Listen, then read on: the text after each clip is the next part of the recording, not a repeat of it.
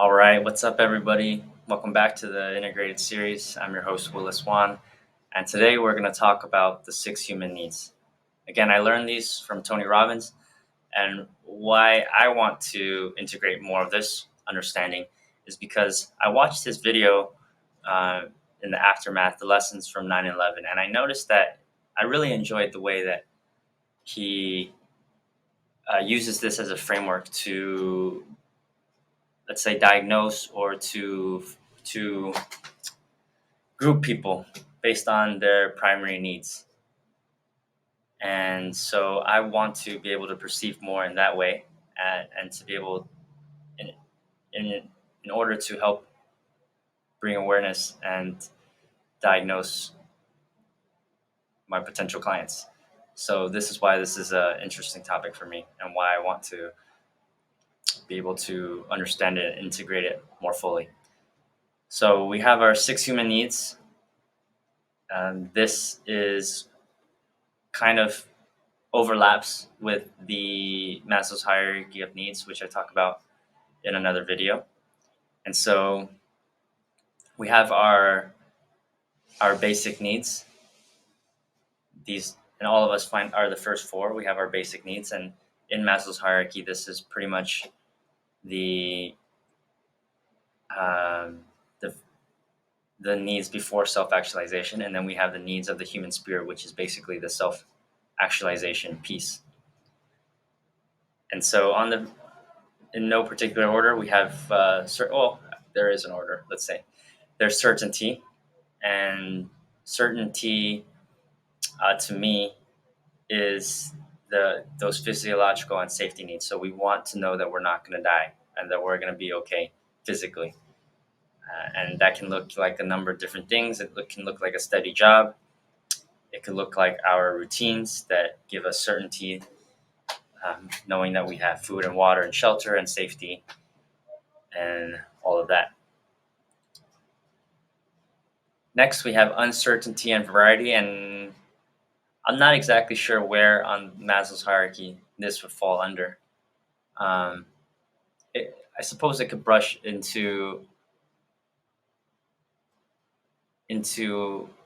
all of them. So I'm gonna get back to this, because another one that's the same is the love and connection piece, which is level 3 here, love and belonging, basically on Maslow's hierarchy.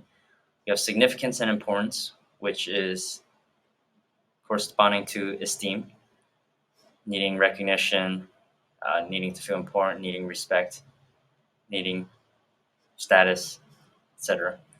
And then the self-actualization piece is that reaching our potential, is that growth and contribution. So in order to really fully be truly fulfilled and be in our self-actualization, our spirit needs to feel like we're growing, because if we're not growing, we're decaying. And we need to feel that we're contributing. The secret to living is giving. Where uncertainty comes into this,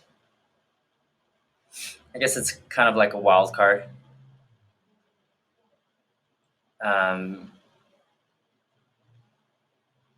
Because we can systematically fulfill all these, although I'm figuring that out.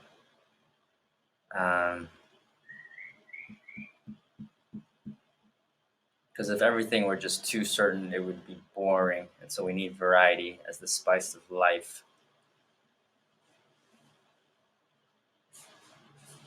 But I suppose it's a self-actualization piece, maybe, or an esteem piece. I would say that's the only one that doesn't really correspond to all of these. It's the X factor. But anyways, we all have different focuses, like I mentioned.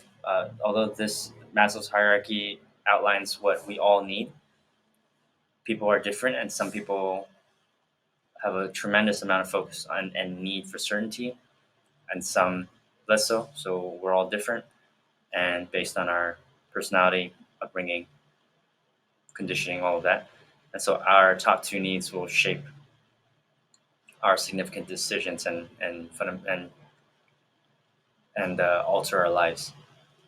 So as we interact, or as I seek to interact and understand others, it's important that I come and use this framework to assess a person's primary needs, and that will allow me to better understand why they are the way that they are and why they think the way that they think. So, what I'm discovering in a lot of the concepts in this book is like there's a lot of similarities, there's a lot of overlap.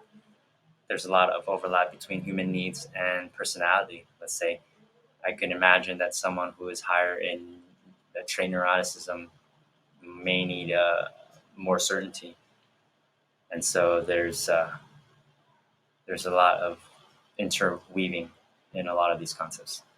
Still on my journey to understand it all. I hope you enjoyed this video. Until next time, peace. What up?